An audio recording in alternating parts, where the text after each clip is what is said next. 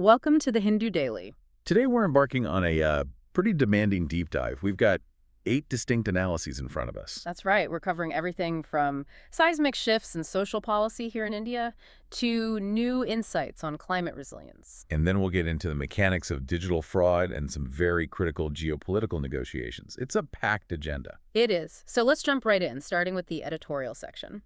The first piece is a really intense look at what it calls the systematic demolition of India's right to work. This is all about the Mahatma Gandhi National Rural Employment Guarantee Act, or MGN-REG-A. An act that so many of you will be familiar with. It was historic, a rights-based law inspired by Article 41 of the Constitution. And when it passed in 2005, it was unanimous. I mean, think about that. It created the world's largest and probably most studied Social Security initiative. So what's the core argument of this editorial? It sounds like it's saying that the original intent is being eroded. That's putting it mildly. The analysis argues it's shifting from a demand-based legal guarantee to, well, just a set of bureaucratic provisions. Yeah. The very foundation of the guarantee is being, carefully taken apart. How is that happening in practice? Is it through a big new law, or is it more subtle? It's much more subtle. The piece argues it's happening through structural and fiscal mechanisms. It points to 4 main changes. Okay, let's break those down. What's the first? The first is about scope. The ambit is being restricted. Originally, it was for all rural areas, period. Now it's only for rural areas that are specifically notified by the union. Ah, so it introduces a layer of central control over who is even eligible. Exactly. And the second change is probably the biggest one. It's about funding. The central allocation used to be uncapped. It responded to demand. Which is what a guarantee implies. Right. But now that's been replaced by a predetermined budgetary cap. So the government decides ahead of time how much it will spend. And if the money runs out mid-year, the guarantee just vanishes. It's no longer a guarantee. It's tied to a budget projection, not the actual needs of people facing poverty or, say, a drought. And what about the state's role in this? That's the third point, the fiscal transfer. The original cost sharing was 90% next year. 90% from the union, 10% from the state. Sure. Very manageable for the states. That's and excellent. now it's shifted to 60.4. But here's the critical part. If a state's expenses go over the union's predetermined cap, the state has to bear that extra cost entirely on its own. Wow. That's a massive disincentive. It basically forces states to limit the work they provide, otherwise their budgets get blown out. It's a huge disincentive. Ah. And the analysis connects this to a fourth point, wage suppression. How so? Well, MGN-REG-A wasn't just about a job. It gave the landless poor bargaining power. It set a wage floor. But now, the all-year guarantee is gone. States are being asked to identify 60 days during peak agricultural season when no work will be offered. Right, when that bargaining power is most needed. Precisely. The editorial projects this will directly erode bargaining power and suppress rural wage growth. And finally, it talks about centralization. The original vision was for the Gram Sabha, the local village council, to be the main authority. Bottom-up planning. Yes, and that's being replaced by the top-down PM Gati Shakti National Master Plan, which, substitutes local needs with union priorities. So the overall picture is a shift from a right to a kind of discretionary scheme. The editorial frames this as part of a larger pattern, doesn't it? It does. It cites the weakening of the right to information and the Forest Rights Act as parallels. It sees this as a broader assault on India's right-based constitutional vision. A very sobering analysis. It really is. Okay, let's pivot from that domestic focus to India's external economic strategy. The second article in the editorial section lays out the 5 pillars of India-Africa economic strategic growth. The context here is pretty clear. India needs new markets. Something like 40% of its exports in FY24 went to the U.S. and the EU. Markets that are facing a lot of unpredictability right now. Exactly. So Africa, with its huge growth potential, is the logical next step. India is already Africa's 4th largest trading partner, and the goal is to double bilateral trade to $100 billion by 2030. But there's a big gap to close, right? China's trade with Africa is over $200 billion. A very big gap, which is why this strategy aims to move the relationship beyond just simple trade. It's about building a real partnership. So what are the 5 pillars that the article outlines for this growth? Okay, so the first is pretty straightforward. Removing trade barriers through preferential trade agreements with African regional blocs. Makes sense. The second. This is the really strategic pivot, moving from just exporting low-value commodities to creating two-way value-added joint manufacturing. Ah, so not just selling things to Africa, but making things with Africa. Exactly. And this has a dual advantage. It obviously taps into Africa's growing consumer base. But, and this is key, it allows Indian firms to maintain preferential access to the U.S. market How does that work? through the existing tariff regimes that are designed to help African nations export to the U.S. It's a clever way to leverage those existing agreements. That is smart. What's pillar number 3? Finance. Scaling up lines of credit, but with a special focus on MSMEs, small and medium enterprises that often struggle to get into those EU or US markets. The article even suggests things like trading in local currencies or forming a joint insurance pool to cover risks. Innovative ideas. And the 4th. That's about logistics, lowering costs by modernizing ports and developing dedicated India-Africa maritime corridors, just making it physically easier and cheaper to trade. Which leaves the 5th pillar. I'm guessing it's digital. You guessed it. Scaling up services in digital trade, leveraging India's strengths in IT, healthcare, skill development, and so on. But the article also points out a major challenge, a kind of elephant in the room. It does. It notes that India's investment figures are often inflated by money that's just being routed through Mauritius to evade taxes. For this strategy to be genuine, it argues that Indian public sector units have to take the lead in real, on-the-ground investments, especially in things like mining and mineral exploration. Building real connections, not just financial ones. Okay, from economic stability, let's move to environmental stability in our opinion section. Article 3 gives us a stark tale of 2 cities, Beijing and Delhi's air strategy. And the divergence is just stunning. Beijing, which we all remember as the symbol of urban smog, cut its annual PM 2.5 levels by over 50% between 2013 and 2021. From 102 micrograms per cubic meter down to 31, that's a staggering improvement. Delhi, meanwhile, is still one of the most polluted cities in the world. And Beijing's success wasn't an accident. The analysis says it was anchored in 3 things: coherent policy, strict enforcement, and regional coordination. Top-down interventions. Massive ones. They replaced thousands of coal boilers with natural gas. They pushed a huge expansion of electric mobility. And, crucially, they coordinated with neighboring provinces through a unified airshed strategy. An airshed strategy, meaning they treated pollution as a regional problem, not just a city problem. Exactly. Because air doesn't respect city limits. Delhi, in contrast, has strong laws on paper, but lacks that coherence. The interventions, like GRAP or the odd-even rule, are reactive. They only kick in when pollution hits a peak. And the agencies all work in silos. Debilitating silos. There's diffused accountability, and the pollution control boards are chronically underfunded. So it's not really about not knowing what to do. It's about the governance structure to actually do it. So what's the key lesson for India to borrow from Beijing's playbook? The main takeaway is to shift from these episodic reactive responses to a long-term mission-oriented strategy. And that means accelerating the clean energy transition, enforcing transport reforms like BSVI standards and credible PUC systems, and most importantly, governing air pollution as a regional airshed issue, not a fragmented city-by-city problem. A fundamental shift in governance. That takes us from the air we breathe to the oceans that regulate our planet. We're in the science section now with Article 4 on the Southern Ocean's surprising resilience. This is a fascinating story. The Southern Ocean is a climate powerhouse. It absorbs an incredible 40% of all human-emitted CO2 that the oceans take up. And for years, the climate models have been predicting that this carbon sink would get weaker. They have. For almost 2 decades, the models said that as the world warms, the westerly winds over the Southern Ocean would get stronger. And those stronger winds would do what? They would churn the ocean more, forcing deep, carbon-rich water up to the surface, where it would release that stored CO2 back into the atmosphere. It was a predicted feedback loop that would accelerate climate change. But the new data, published in Nature Climate Change, says the opposite is happening. Exactly the opposite. The Southern Ocean is actually soaking up more carbon. So the big question is, what did the models miss? And what was it?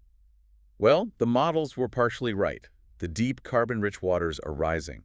Data shows they've come up about 40 meters closer to the surface since the 1990s. So that part of the prediction was correct. It was. The missing factor was a thin layer of fresher surface water. This is coming from increased rainfall and, crucially, from melting Antarctic glaciers. And fresher water is lighter than saltier water. Precisely. So you have this light, fresh layer sitting on top of the heavier, saltier, carbon-rich water rising from below. This strengthens the stratification of the water column, makes it harder for the layers to mix. So it creates a kind of lid. That's exactly what the researchers call it, a carbon lid. It traps the rising carbon-rich water about 100 to 200 meters below the surface, preventing its release. It's a battle between the winds pushing the deep water up and this freshening stratification pushing it down. But the researchers have a pretty serious warning attached to this. They call this reprieve fleeting. That's a very stark warning. The data also shows that this stratified layer has started to thin since the early 2010s. The surface is getting saltier again in some places. Meaning the lid is eroding.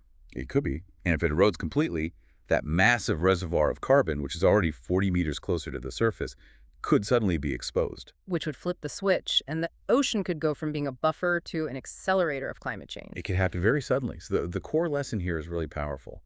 Models show us our vulnerabilities, but we need continuous, long-term observation to see the exceptions, the things we didn't account for. A perfect example of why real-world data is so critical. Okay, from a potential global threat to a very real political one. Let's move to the text and context section in Article 5, which uncovers the Allen voter fraud conspiracy in Karnataka. This is a remarkable case. We're talking about an alleged attempt to delete almost 6,000 genuine voters from the rolls using forged applications. And what makes it so unusual is that the complaint wasn't lodged by a political opponent, but by the constituency's own returning officer. That tells you how serious it was. The fraud was first spotted when a booth-level officer, a BLO, noticed a Form 7 application had been filed to delete her own brother's name. Who she knew was a genuine voter and a supporter of the rival party. That was the tip-off. An audit was launched, and it confirmed 5,994 forged deletion applications, all submitted through the National Voter Service Portal, the NVSP. Following that digital trail must have been incredibly difficult. Highly challenging. Apparently, the Election Commission initially failed to provide the crucial IP address data the investigators needed. So how did the Special Investigation Team, the SIT, crack it? They had to reverse engineer it. They took the handful of genuine applications they could find, traced those IP addresses, and that eventually led them to a call center-like firm in Kalaburagi. A firm that was processing these forged forms. Allegedly, yes. Run by two brothers who were apparently paid about 80 rupees for each forged form they submitted. And did the trail stop there? Not at all. The SIT traced the whole operation back to the network of a former BJP MLA, Suhash Gudadar, and his son.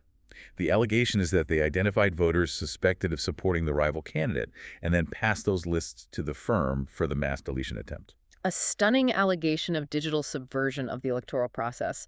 What was the technical loophole that allowed this to happen on such a scale?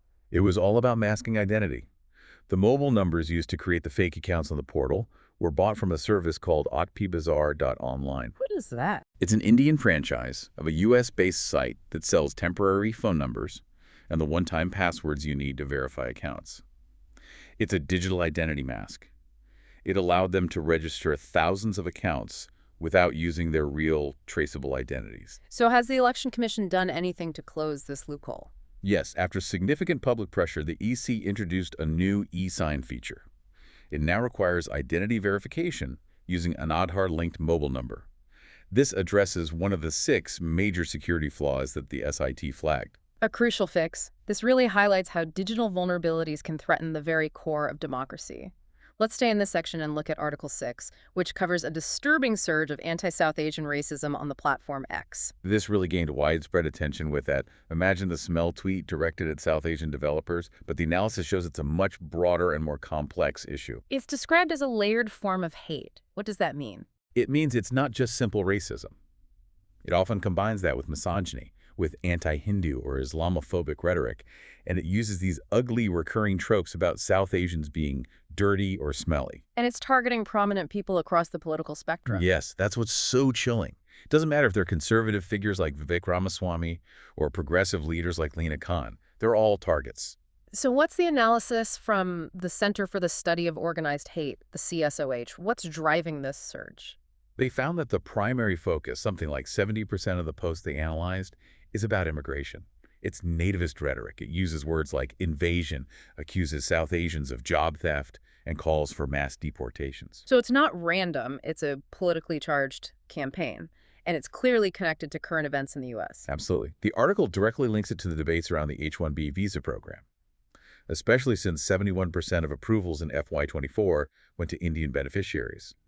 This rhetoric is also amplified by the political push to remove diversity, equity, and inclusion, or DEI, initiatives. And technology, particularly AI, is playing a role in amplifying this hate. A huge role. Free AI tools, including generative systems like Grok on X itself, are making it incredibly easy to create racist deepfake media for harassment. The article cites examples of graphic, manipulated images being shared during Diwali, for instance. It makes the hate much more personal and disturbing. Frightening stuff. Okay, let's pivot now to the foreign section with Article 7. Looking at Putin's ambitions in Ukraine and the state of peace negotiations, there seems to be a real disconnect here. A major disconnect. On one hand, you have consistent U.S. intelligence warnings that Vladimir Putin's goal is to capture all of Ukraine and maybe even parts of the former Soviet Empire that are now in NATO. And on the other hand, You have claims from former President Donald Trump and his negotiators that Putin actually wants to end the war and is looking for a deal. so what are the actual sticking points in these negotiations? The biggest one, the insurmountable one, is territory. Russia controls about 20% of Ukraine. Trump's team is reportedly pressuring Kyiv to withdraw from the small parts of Donetsk they still hold. A non-starter for President Zelensky. He has rejected it completely and repeatedly. And then there's the question of security guarantees for Ukraine after the war. What's the status of that? Well, there's apparently some consensus on robust U.S.-backed guarantees, things like European forces being deployed, U.S. intelligence sharing, Senate ratification, but the reports conflict on whether these guarantees would depend on Ukraine ceding territory. Which, again, Zelensky has ruled out. And Putin's public stance. No compromises. He stated his maximalist terms must be met. This is happening even as some U.S. officials privately admit that his goal is probably still the conquest of the entire country. The situation remains in a deadlock. A deeply entrenched deadlock. For our final article, we're moving to the spotlight section and back to a story of domestic failure. Article 8 on the collapse of national highway walls in Kerala. The scene at Malakadu on NH66 sounds terrifying. It was pure chaos. This massive reinforced soil wall, which was supporting a huge earth embankment for the highway, just failed. The road literally split open. Electric poles buckled. A school bus had to be frantically evacuated. And this wasn't the first time something like this had happened. No, residents immediately pointed to an earlier similar collapse at a place called Kuriad. They knew this was a systemic problem. So what did the geotechnical experts find? What was the fundamental engineering flaw? It's what engineers call a deep-seated shear or bearing capacity failure. And in plain English? In plain English, the foundation was built on ground that couldn't support the weight. They piled massive earth embankments on weak, marshy land, which is very common in Kerala's coastal regions, without doing the proper soil testing and foundation improvement. The load was simply too much for the subsoil. A basic failure of foundational engineering. And the article says local residents had warned the authorities about this. They had, repeatedly, but they were ignored. The accountability since the collapse has been severe, though. The NHAI has suspended the concessionaire and the independent engineer from bidding on future projects. And they've launched a wider investigation. A massive one. A statewide geotechnical investigation across 378 other RS wall locations on NH66 to check their structural integrity before another one fails. Given that these RS walls seem totally unsuitable for Kerala's geology, what are people demanding as an alternative? They're demanding that these walls be replaced entirely with stable, pillar-supported elevated highways. They argue it's the only safe and practical solution for building on the state's marshy terrain. And this concern is now spreading to other highway projects in the state. It is. The article highlights residents in Ambler on NH 544. They're afraid of a similar disaster. A mud-filled underpass is being built on a wetland, and it's blocking natural water flow. Causing waterlogging and flood risks. Severe risks. They're drawing a direct line to the failures on NH66 and demanding their own geotechnical safety audit. These new highways, meant to be shortcuts to progress, have become, literal shortcuts to danger. Considering the systemic failures highlighted across all these sources, from foundational engineering flaws in critical infrastructure and digital security loopholes exploited in voter registration, to the structural erosion of India's largest social safety net, what is the hidden cost of prioritizing speed and efficiency over thoroughness and democratic oversight? Thank you for listening. If you want to provide suggestions, please contact on the Twitter handle given in the episode description. As always, we are eager to hear what our listeners want to be informed about. We wish you a great day.